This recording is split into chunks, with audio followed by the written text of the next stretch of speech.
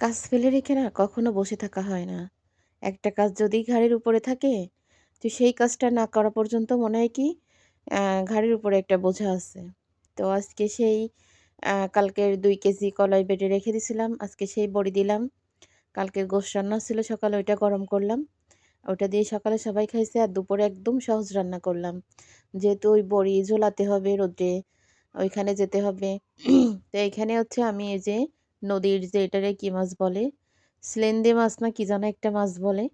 নাকি তপসী মাছ আসলে আমি নামটা ভালো করে জানি না। ওই মাছ দিয়ে হাতে মাখায় হচ্ছে উস্তে দিয়ে আলু দিয়ে, একটা আলু দিছি। আলু দিয়ে হাতে মাখায় একদম পোড়া, পোড়া করব। আর হচ্ছে আলু ভর্তা দেব। তো এই দুপুরের মতো এইটা দিয়ে চালিয়ে দেব। আসলে কষ্ট হয়ে গেলে তখন আর মন চায় না কোনো কিছু করতে। করতে যখন করি তখন করতে, করতে মানে একটা করার একটা নেশা হয়ে যায়। কিন্তু করার পরে প্রচন্ড খারাপ লাগে। তার ভিতরেও কিন্তু বসে থাকিনি। ২ কেজি কলার বড়ি দিছি।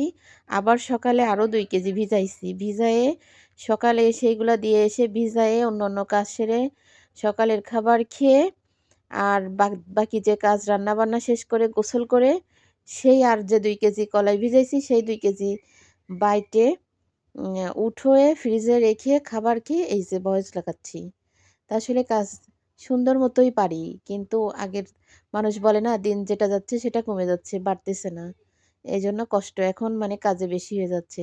সুন্দর হইছে তরকারিটা কিন্তু খেয়ে তারপরে ভয়েস করতেছি। একদম তেল, তেল পোড়া, পোড়া হইছে, অনেক মজা হইছে।